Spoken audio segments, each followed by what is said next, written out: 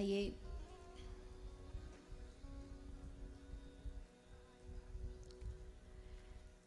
चित्सार सिंधु सर्वस्व भगवान श्री राधे गोविंद के चरण कमलों का ध्यान करते हुए सभी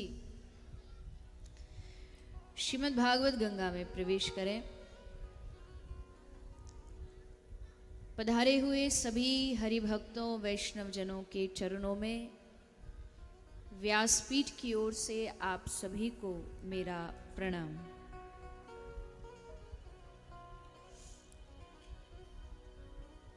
खरियार रोड उड़ीसा की इस धरती पर बैठ करके श्री राम नवमी उत्सव समिति के द्वारा आयोजित इस श्रीमद् भागवत कथा का आज प्रथम दिन आप सभी बड़े आनंद से उत्साह से इस कथा में सम्मिलित होने के लिए पधारे हैं। और ये कथा गंगा भागवत की ये रस धारा बहती बहती चल कर के आपके अपने नगर आपके अपने शहर में आई है। और इसीलिए आई है ताकि आप सब अपने अपने घरों से बाहर निकलें और इस गंगा में गोते लगाएं, डुबकी लगाएं। और वैसे भी गर्मी तो पड़ ही रही है भयानक, तो उस गर्मी में जितनी बार स्नान किया जाए उतनी बार ठंडक देता है। तो जल का स्नान नहीं, यहाँ आप भगवान की कथा की रस में डूबने डुबकी लगाने आए। मैया देखो, ये जितनी मैया आगे बैठी है ना, पूरा दिन होता आपके पास, अपना समय ना वहां बातें कर लिया करो। यहाँ आप सबसे आगे बैठी हो, मर्यादा रखो, आपस में बातचीत ना करो। बहुत समय है, 3 घंटे के लिए मौन होके आया करो, केवल कथा में ध्यान दो। तो यहाँ ये जो भगवत गंगा है, ये जो कथा की ये धारा है, ये कथा का सरोवर है, इसमें आप हम सबको स्नान करने का अवसर प्राप्त हुआ है। यहाँ खरियार रोड में कथा हो रही है, सूचना तो सब लोगों को पहुंची होगी, सारे शहर को, सारे क्षेत्र को, सारे इलाके को। लेकिन केवल सूचना मात्र प्राप्त हो जाने से हमको भगवान की कथा प्राप्त हो जाएगी, ये कोई गारंटी नहीं। सूचना प्राप्त होने के बाद भी सबको सूचना मिली, लेकिन उन सब में से चुनकर के आपको ही इस कथा पांडाल तक लाया गया। कोई तो होगा जो आपको इस कथा प्रांगण तक लेकर के आया है। आप कहोगे कि जी नहीं, हम तो खुद ही आए हैं, अपनी गाड़ी में बैठ के आए, अपने पैरों पे चल के आए हैं, हमारा मन किया तो आ गए कथा में। पर मन किया और आ गए ये दूसरी बात है। पहली बात मन किया, मन हुआ कि हमको कथा सुनने जानी है, उसी समय समझो कि भगवान ने आप पर कृपा की। उसी समय भगवान ने आप पर कृपा की कि आपका मन हुआ कि हमें कथा सुननी। इतना मन होने पर ही भगवान की कृपा शुरू हो जाती है।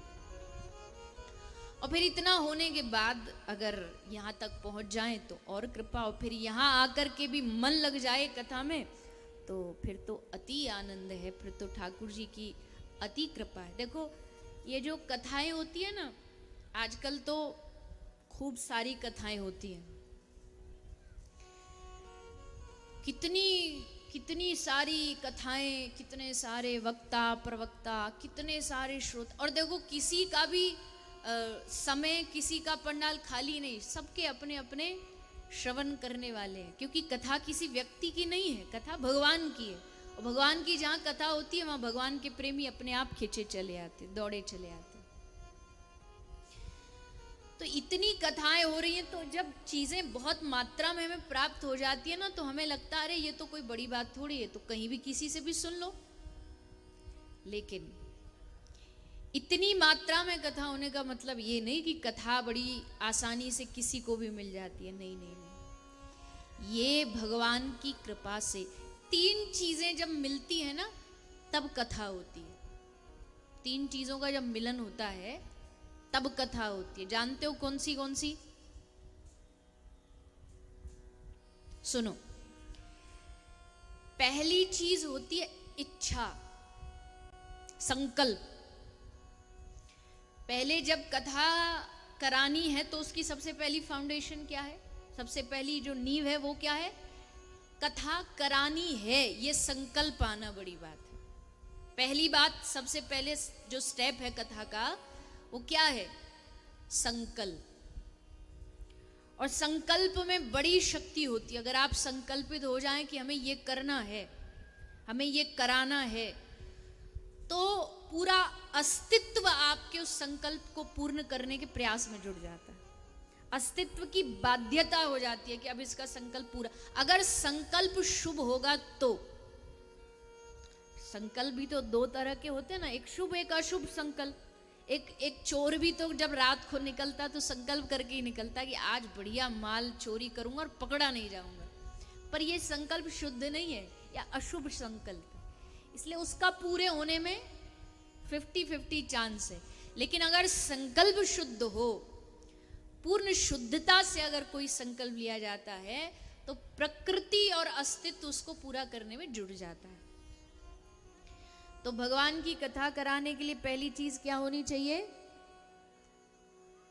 बोलिए ना संग संग, थोड़ा आप भी बोल दीजिए। वाह, पहली चीज होनी चाहिए संकल्प। अच्छा, अब संकल्प तो ले लिया कि कथा करानी, और संकल्प लेके बैठ गए घर में दरवाजा बंद करके कि अब तो भगवान ही करेंगे। या तो तुम इतने बड़े पहुंचे हुए महात्माओं की सचमुच तुम्हारा सब काम भगवान ही कर देते हो, जैसे भगवान कहते मुझे जो समर्पित होता है मैं कर देता हूं, पर हमारी तो अभी वो स्थिति है नहीं। तो संकल्प के बाद दूसरा जो स्टेप आता है, दूसरी जो स्टेज है, दूसरी जो सीढ़ी है, वो क्या है? संकल्प। और फिर संकल्प के बाद उस संकल्प को पूरा करने का प्रयास, कोशिश। प्रयास तो करना पड़ेगा, कर्म तो करना पड़ेगा। भगवान भगवत गीता में कहते हैं अर्जुन मैं सब कुछ करूंगा तेरे लिए, पर कर्म की जो तलवार है वो तो तुझे ही लेके खड़ा होना पड़ेगा।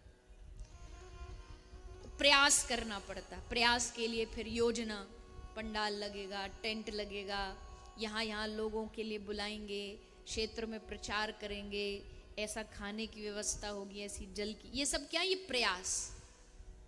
लोगों को जोड़ा, समिति में सबने मन बनाया, तू भी भैया थोड़ा सहयोग कर, तू भी थोड़ा आगे बढ़, ये सब प्रयास।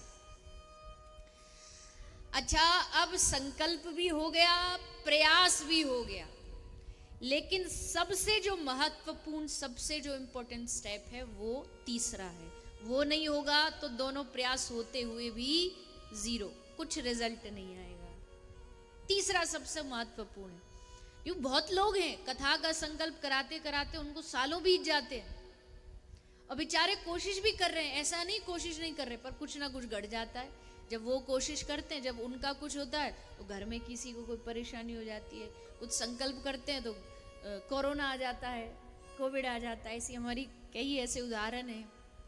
2 बार कोरोना है, 2 बार वही व्यक्ति कथा कराने के लिए सब कुछ तैयारी हो गई और नेक्स्ट कथा उनकी और उसी समय लॉकडाउन हो जाता। 2 बार ऐसे ही हुआ।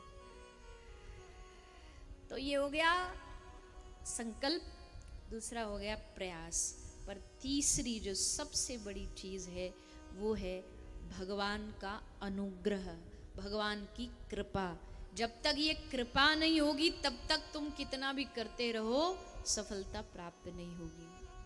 सबसे जरूरी स्टेप है भगवान की कृपा का होना। कृपा हो गई तो ऐसे ऐसे लोग भी लोगों ने भी भागवत की कथा कराई, जिनको देख के लगता है जी ये कथा करा सकता है।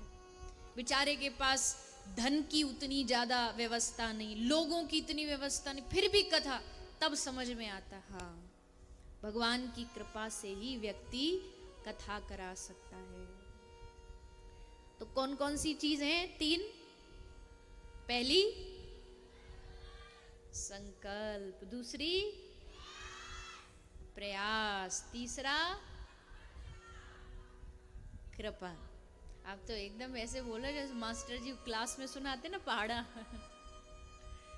चलो बढ़िया है, आप जितना अच्छा बोलेंगे ना उतनी अच्छी कथा निकलेगी, प्रत्युत्तर जितना बढ़िया। तो संकल्प, प्रयास और भगवान का अनुग्रह, भगवान की कृपा, ये अच्छा, ये तीनों चीज कथा कराने में भी होती हैं। ये तीनों स्टेप कथा करने वाले के लिए भी ये तीनों स्टेप है और श्रोता के लिए भी ये तीनों स्टेप है। मान लीजिए यहाँ और श्रोता बैठे हैं जो कथा आयोजन समिति से नहीं जुड़े, पर उन तीनों के लिए भी यही है। पहले उन्होंने संकल्प लिया कि हमको कथा सुननी है, फिर प्रयास किया, घर से निकले, ऑटो पकड़ा, गाड़ी में बैठे, साइकिल में आए, प्रयास हुआ, और तीसरा भगवान की कृपा हुई, तब जा करके ये कथा श्रवण को प्राप्त हुई। क्योंकि बिन हरि कृपा मिले नहीं संता। ये सत्संग क्या है? सत्संग का मतलब यही तो है, संतों का संग, भक्तों का संग। कई लोग कहते हैं कि जी आजकल तो टीवियों पर कथा आती है, मोबाइल फोन है, यूट्यूब है, सब अच्छे अच्छे माध्यम है, इतनी गर्मी में यहाँ के क्या करेंगे, घर बैठ के सुन लो। तो वो भी एक उपाय तो है, पर उनके लिए जो यहाँ से दूर रहते हैं, जो आ नहीं सकते। क्योंकि देखो 2 तरह का स्नान होता है।